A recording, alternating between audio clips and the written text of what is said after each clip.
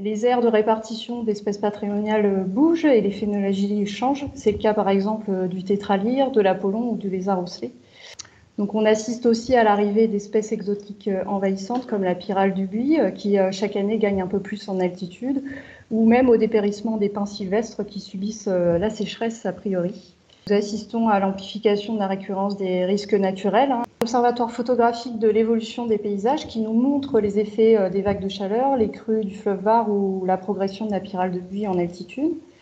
On a également plusieurs suivis de la biodiversité qui ont été déployés, notamment sur les espèces indicatrices des effets du changement climatique, comme le tétralyre, la présence des passereaux à indice de méditerranéité, ou sur des espèces en limite d'aire de répartition, comme c'est le cas du lézard osselet ou du spélomanthe strinati. Côté éducation à l'environnement, nous avons déployé un programme d'éducation sur le changement climatique pour les lycéens, qui a pour but et pour sujet biodiversité et changement climatique, s'adapter, fuir ou disparaître. Et enfin, la réserve naturelle régionale des Gorges de Davis a été retenue parmi 15 sites naturels protégés pour la phase test du projet Life Nature Adapt. Et ce projet il vise à intégrer les enjeux du changement climatique dans la gestion des espaces naturels protégés européens.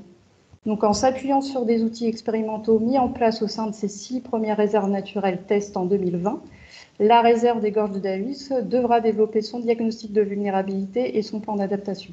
Avec le Life Nature Adapt, il s'agit de mobiliser davantage des élus, des techniciens de la collectivité sur ces sujets, de sensibiliser les acteurs et les habitants du territoire par des démarches participatives pour les impliquer directement dans la démarche d'adaptation.